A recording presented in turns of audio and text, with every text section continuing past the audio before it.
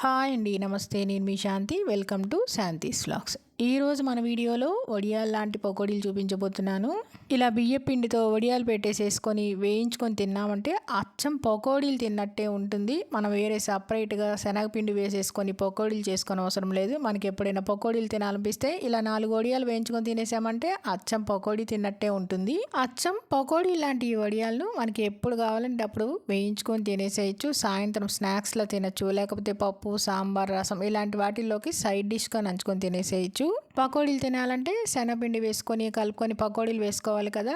శనగపిండి లేకుండా అచ్చం బియ్య పిండితోనే ఇలా వడియాలు లాంటి పకోడీలు పెట్టేసేసుకున్నామంటే మనకి ఎప్పుడు కావాలంటే అప్పుడు వేయించుకొని తినేసేయచ్చు.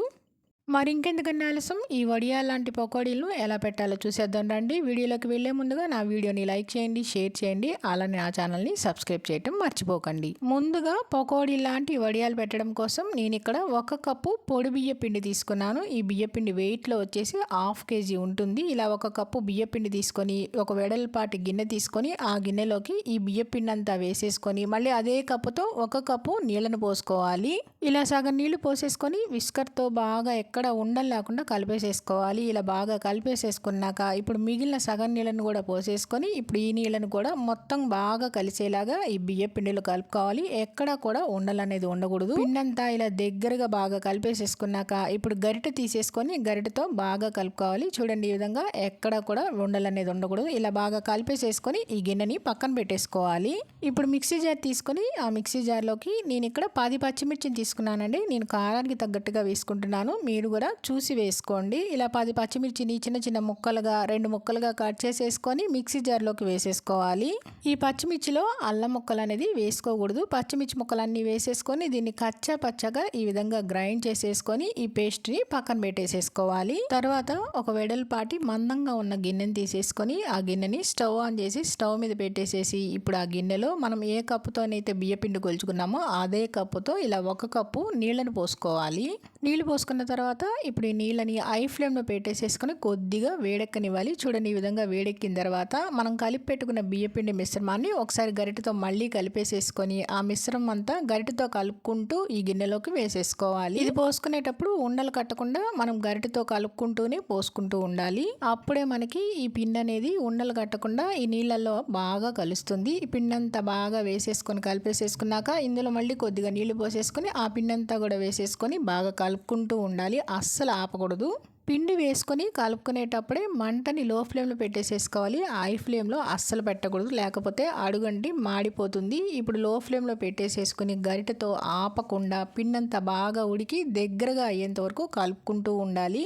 ఇది కొంచెం ఇలా దగ్గరగా అవుతూ ఉన్నప్పుడే రుచికి సరిపడినంత ఉప్పు కూడా వేసేసుకొని మళ్ళీ ఉప్పు అంతా కూడా బాగా కలిసేలాగా కలిపేసుకుంటూ ఉండాలి. చూడండి, పిండి అనేది ఇప్పుడిప్పుడే దగ్గరగా అవుతుంది. అప్పుడే మనం బాగా కలుపుకుంటూ ఉండాలి. ఉండలు అనేది అస్సలు కట్టకూడదు. ఉండలు కట్టేసామంటే పిండి అనేది పాడైపోతుంది. ఇలా కలుపుకుంటూనే మధ్యలో ఉండలు రాకుండా ఇలా గరిటెతో మ్యాష్ చేసుకుంటూ బాగా కలిపేసేసుకుని పిండంతా ఉడికిన తర్వాత ఇప్పుడు మంటని లో ఫ్లేమ్లోనే ఉంచుకోవాలి. స్టవ్ ఆఫ్ చేసుకోకూడదు. లో ఫ్లేమ్లో ఉంచేసేసుకుని మూత పెట్టేసేసుకుని 2 నిమిషాల పాటు ఉడకనివ్వాలి. 2 నిమిషాల తర్వాత మళ్ళీ మూత తీసేసుకున్నామంటే పిండి అనేది ఇంకాస్త బాగా ఉడికి దగ్గరగా అవుతుంది. చూడండి ఎంత గట్టిగా అయింది కదా. ఈ విధంగా ఉడకాలన్నమాట. ఇలా ఈ కన్సిస్టెన్సీలో కనుక ఉడికితే చల్లారిన తర్వాత ఇంకాస్త దగ్గర పడుతుంది. అప్పుడు మనకి వడియాలు పెట్టుకోవడానికి వీలు ఉంటుంది. పిండంతా మరొకసారి బాగా కింద నుంచి పైకి కలిపేసేసుకోవాలి. కలిపేసేసుకొని గరిటెకు ఉన్న పిండిని కూడా తీసేసుకొని ఇప్పుడు స్టవ్ ఆఫ్ చేసేసుకొని మూత పెట్టేసేసుకొని ఇది కొద్దిగా గోరువెచ్చగా చల్లారేంత వరకు పక్కన పెట్టేసేసుకోవాలి. పిండి అనేది కాస్త చల్లారిందండి. చల్లారిన తర్వాత మూత తీసేసుకొని పిండిని మరొకసారి బాగా కలుపుకున్నాను. ఇలా కలుపుకున్నాక చూడండి, పిండి అనేది ఇంకాస్త దగ్గరగా అయ్యి గట్టిగా అయింది కదా. పిండిని ఈ విధంగా మనం ఎంత బాగా కలుపుకుంటే అంత సాఫ్ట్గా అవుతుంది. అలానే ఇది కొంచెం గోరువెచ్చగా కూడా ఉండాలి. చూడండి, ఇలా చేత్తో పట్టుకుంటే మనం పట్టుకోగలిగేంత వేడి ఉంటే మాత్రం సరిపోతుంది. ఇప్పుడు ఇందులోనే గ్రైండ్ చేసి పెట్టుకున్న పచ్చిమిర్చి పేస్ట్ అంతా వేసేసుకున్నాక ఇప్పుడు 1.5 స్పూన్ల చిల్లీ ఫ్లేక్స్ కూడా వేసుకోవాలి. వేసుకోవటం వల్ల మనకి కొంచెం కలర్ఫుల్గా వడియాలు అనేవి బాగా కనపడతాయి. కారం కారంగా కూడా ఉంటాయి. ఇప్పుడు ఇందులోనే 1 స్పూన్ జీలకర్ర, అలానే సన్నగా తరుక్కున్న కొంచెం కరివేపాకు కూడా వేసుకోవాలి. కరివేపాకు అనేది మన ఇష్టం అండి, ఎంతైనా వేసుకోవచ్చు. ఇప్పుడు ఇందులోని ఇక్కడ నేను చూపించే విధంగా ఈ సైజు ఉల్లిపాయలు 3 తీసుకొని వాటిని శుభ్రంగా చిన్న చిన్న ముక్కలుగా కట్ చేసి తీసుకున్నాను. ఇలా కట్ చేసేసుకున్నాక ఇప్పుడు ఈ ఉల్లిపాయని చేత్తో బాగా పిసికి తీసుకోవాలి. అప్పుడు ఇందులో ఉన్న వాటర్ అంతా బయటకు వచ్చేస్తుంది. మనం పిండిని ఉడకబెట్టుకునే ముందే ఉల్లిపాయల్ని కట్ చేసి తీసుకోవాలి. ఉల్లిపాయ ముక్కలని ఇలా చేత్తో బాగా పిసికేసిన తర్వాత ఇప్పుడు ఇవి కొంచెం మెత్తగా అవుతాయి కదా. ఇప్పుడు ఈ ఉల్లిపాయ ముక్కలన్నీ మనం ఉడకబెట్టుకున్న పిండిలో వేసేసుకోవాలి. ఉల్లిపాయ ముక్కలన్నీ వేసేసుకొని ఇప్పుడు ఉల్లిపాయ ముక్కలు, మనం వేసుకున్న జీలకర్ర, పచ్చిమిర్చి పేస్టు, కరివేపాకు, జీలకర్ర ఇవన్నీ కూడా ఇప్పుడు ఈ పిండిలో బాగా కలిసేలా కలుపుకోవాలి. ఉప్పు అనేది మనం పిండిని ఉడకపెట్టుకునే మధ్యలోనే వేసేసుకున్నాం కదండి. ఉప్పు అనేది ఒకసారి టేస్ట్ చూసుకొని ఇప్పుడు వేసుకోండి. నేను వేసుకున్న ఉప్పు అనేది నాకు కరెక్ట్గా సరిపోయింది. ఇప్పుడు ఉల్లిపాయ ముక్కలన్నీ కూడా ఇలా బాగా కలిపేసేసుకున్నాక ఇప్పుడు గరిటెకున్న పిండంతా, చుట్టూ ఉన్న పిండంతా బాగా నీట్గా దగ్గరగా తీసుకోవాలి.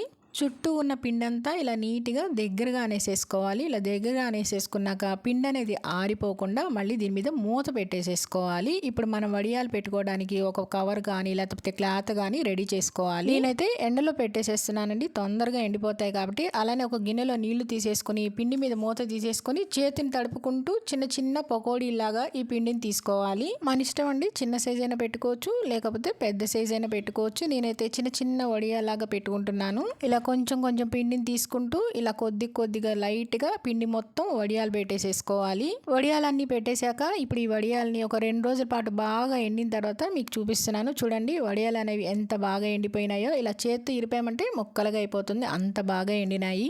ఇలా పకోడీ లాంటి వడియాలను ఎక్కువగా పెట్టేసేసుకున్నామంటే సంవత్సరం మొత్తం మనం పకోడీలు వేసుకునే పని లేకుండా 4 ఈ వడియాలు వేయించుకొని తినేసామంటే పకోడీలు తింటున్నట్టే ఉంటుంది, అంత రుచిగా ఉంటుంది. చూడండి అక్కడక్కడ ఉల్లిపాయలు కనపడుతూ ఎంత బాగా ఎండినాయో. నాకైతే చాలా బాగా నచ్చినాయండి. ఇప్పుడు ఈ వడియాల్ని కొద్దిగా వేయించి చూపిస్తాను. ఈ వడియాలు వేయించుకోవడానికి కొద్దిగా లైట్గా డీప్ ఫ్రైకి సరిపడా ఆయిల్ పెట్టేసేసుకొని ఆయిల్ వేడెక్కిన తర్వాత కొద్దిగా ఆయిల్కి సరిపడినన్ని వడియాలు వేసేసుకొని ఇలా వేయించేసేసుకోవాలి. ఇలా ఎర్రగా వేగినాయంటే చూడండి చక్కగా పైన ఉల్లిపాయలు కూడా మనకి వేగినట్టు కనబడతాయి. ఇలా వేగిన తర్వాత ఒక ప్లేట్లోకి తీసేసుకోవటమే. ఇలా మనకి ఎన్నైతే పకోడీలు కావాలో అన్ని వడియాలను వేయించుకుంటే సరిపోతుంది. ఇలా మనకు కావాల్సిన అన్ని వడియాలు వేయించుకున్నామంటే పకోడీలు రెడీ అయిపోయినట్లే. అంతేనండి, ఎంతో టేస్టీగా ఉండే ఉల్లిపాయ పకోడీ వడియాలు చాలా రుచిగా ఉంటాయి. క్రిస్పీగా కరకరలాడుతూ అక్కడక్కడ ఉల్లిపాయ ముక్కలు తగులుతూ చాలా రుచిగా ఉంటాయి. అచ్చం మనం పకోడీలు తింటున్నామా అనిపిస్తుంది, అంత రుచిగా ఉంటాయి. మరి ఇంకెందుకంటే ఆలస్యం, మీరు కూడా తప్పకుండా ఈ పకోడీ లాంటి వడియాలు తప్పకుండా ట్రై చేయండి. ట్రై చేసి మీకు ఎలా వచ్చిందో కింద కామెంట్ రూపంలో తెలియజేయడం మర్చిపోకండి. నచ్చిందా అండి వీడియో? నచ్చితే కనుక లైక్ చేయండి, మీ ఫ్రెండ్స్కి రిలేటివ్స్కి షేర్ చేయండి, సబ్స్క్రైబ్ చేయండి. మరిన్ని అప్డేట్ కోసం కిందన్న బెల్ ఐకాన్ని క్లిక్ చేయండి.